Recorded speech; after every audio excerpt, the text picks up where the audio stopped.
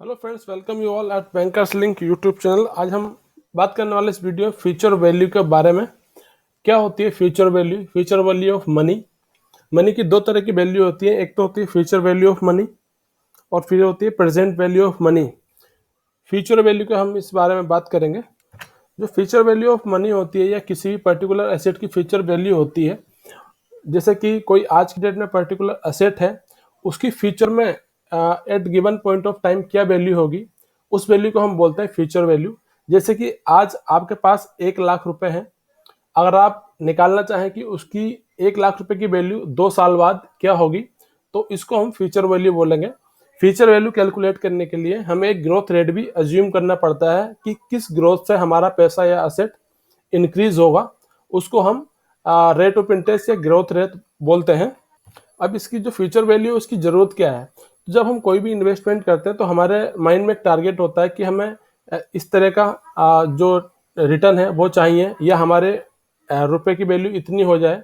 तो हम एक रेट एज्यूम करते हैं और उससे फिर जान लेते हैं कि फ्यूचर में हमें कितना पैसा मिलेगा या इसकी कितनी वैल्यू हो जाएगी। अभी जो फ्यूचर वैल्यू है उसके दो तरीके के मेथड है कैलकुलेट करने के लिए। तो एक तो होती future value using simple interest, और फिर होती है future value using compound interest. दो तरह के इंटरेस्ट होते हैं और उन्हीं के बिहाफ पे हम फ्यूचर वैल्यू निकालते हैं, और इन दोनों में काफ़ी अंतर भी आता है।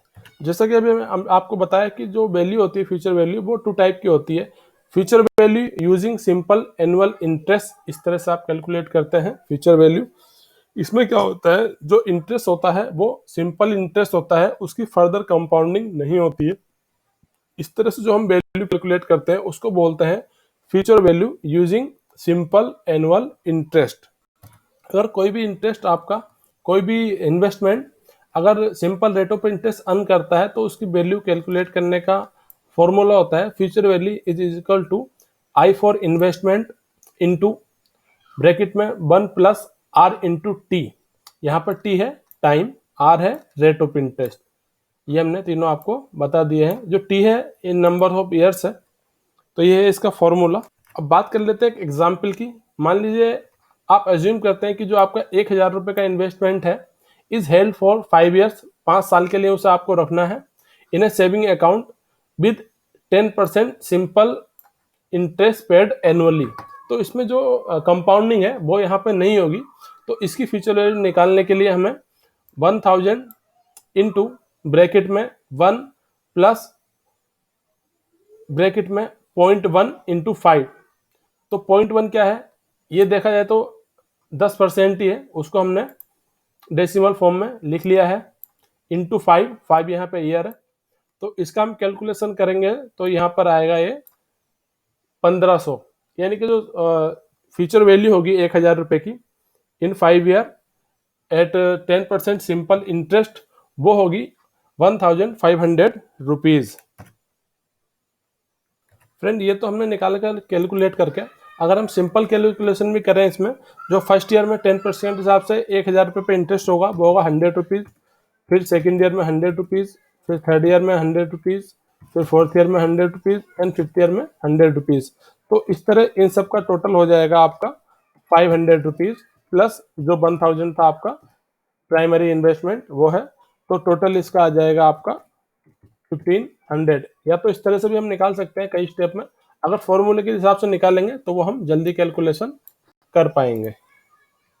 Now future value using compound annual interest. अगर जो इंटरेस्ट वो आपका कंपाउंडिंग नेचर का है, तो हम किस तरह से उसमें फ्यूचर वैल्यू कैलकुलेट करेंगे।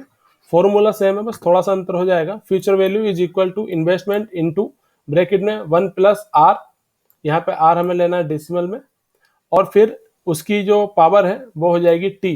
टी यहाँ पर है नंबर ऑफ ईयर्स या नंबर ऑफ कंपाउंडिंग, जो भी उसका टोटल पीरियड है उसके हिसाब से।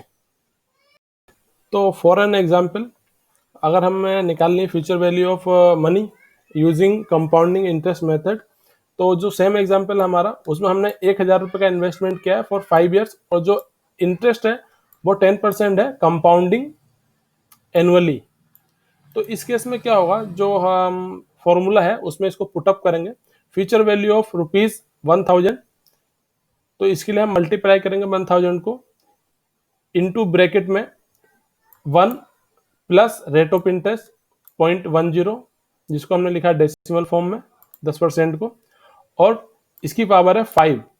तो इसका मतलब ये हुआ कि जितना आपका कंपाउंडिंग होगा, तो इस पूरे टेन्योर में कंपाउंडिंग कितनी बार होगी, 5 टाइम इसमें कंपाउंडिंग होगी। तो उस केस में इसकी जो वैल्यू आएगी वो इस तरह से होगी 1000 इंटू 1.10 पावर 5 पावर 5। तो यहाँ पे जो भी वैल्यू आएगी उससे मल्टीप्लाई करेंगे तो यहाँ पर यह आएगा 1610 रुपये। तो आप यहाँ पे देख सकते हैं काफ़ी अंतर आ जाता है। जो हमने सिंपल इंटरेस्ट से कैलकुलेट किया था फ्यूचर वैल्यू ऑफ मनी, वो आया था हमारा 1500 रुपये, और यहाँ पर आया है 1610 रुपये 51 पैसे। तो देखा जाए तो सीधे सीधे यहाँ पे डिफरेंस आ जाता है 110.51 रुपीज़ का। तो देखा जाए तो जो कंपाउंडिंग है उसमें आपकी जो फ्यूचर वैल्यू है वो ज़्यादा आएगी। ये काम कैसे करती, जो फर्स्ट ईयर है आपका उसमें आपका 1000 ही रहेगा, उस पर जो इंटरेस्ट मिलेगा आपको वो मिलेगा 100 रुपीज़। तो जो नेक्स्ट ईयर का इंटरेस्ट है ड्यू टू कंपाउंडिंग वो कैलकुलेट होगा आपका 1100 रुपये पे। तो इस पे हो जाएगा आपका 110 रुपये। इस तरह से इसकी क्या है, फर्दर कंपाउंडिंग होती जाएगी, और जो इसमें अमाउंट है वो भी देखा जाए तो इंक्रीज होता जाएगा। इस तरह से 5 ईयर तक करेंगे, इसको जोड़ लेंगे तो इन्वेस्टमेंट के साथ, तो टोटल इसकी वैल्यू आएगी 1610 रुपये 51 पैसे। ये पर्टिकुलर क्वेश्चन है, इसको भी हम सॉल्व कर लेते हैं। इसमें पूछा है कि जो ₹50 है उनकी 5 ईयर्स में कितनी वैल्यू होगी, कितनी फ्यूचर वैल्यू होगी इफ दी जो इंटरेस्ट है वो छमाही पर देय है या कंपाउंडिंग सेमी एनुअल है एट द रेट ऑफ 5%। फॉर्मूले के हिसाब से बात करें तो जो इसका फॉर्मूला होता है amount invested into 1 plus R to the power N, उसकी पावर एन है। एन यहाँ पर क्या है, नंबर ऑफ कंपाउंडिंग है पूरे टेन्योर में जिसका हमको फ्यूचर वैल्यू कैलकुलेट करना है। तो यहाँ पर आर आपके पास है 5%, इसको हम फर्दर सिंप्लीफाई करेंगे तो इसको हम 0.05 भी लिख सकते हैं। तो ये हो गया आपका आर की वैल्यू। फिर है एन, पीरियड इन्वेस्टेड, तो इसमें कितने पीरियड्स हो जाएंगे, 5 ईयर के लिए है, लेकिन जो इंटरेस्ट की कंपाउंडिंग है वो है हाफ ईयरली। तो 1 ईयर में 2 हाफ ईयरली होते हैं, 5 इंटू 2, यानी कि इसमें 10 टाइम जो है कंपाउंडिंग होगी इंटरेस्ट की एट द रेट ऑफ 5%। तो यहाँ पर फ्यूचर वैल्यू कैलकुलेट करने के लिए amount invested is 50 into 1 plus 5% की पावर 10। तो इसको फर्दर सिंप्लीफाइड करेंगे तो यहाँ पर आएगा 50 इंटू 1.05 टू दी पावर 10।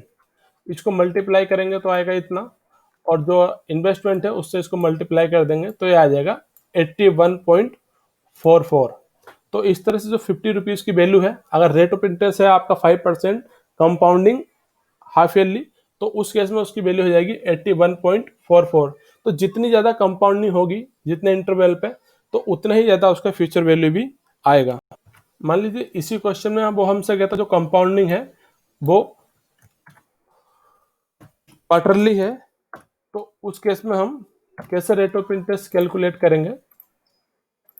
तो उसमें जो कंपाउंडिंग पीरियड है हमारे वो कितना हो जाता है 5 इंटू 1 ईयर में कितने क्वार्टर होंगे 4, तो उसमें कंपाउंडिंग हो जाएगी आपकी 20। तो हम यहाँ पे जो लेंगे वो लेंगे 20, तो जो भी उसकी वैल्यू आएगी उस तरह से कंपाउंडिंग के हिसाब से आ जाएगी। Friends, thanks for watching this video. अगर कोई भी इससे रिलेटेड आपके पास क्वेश्चन या डाउट है तो आप कमेंट सेक्शन में दे सकते हैं। Friends, subscribe our channel and share with this video if you like it.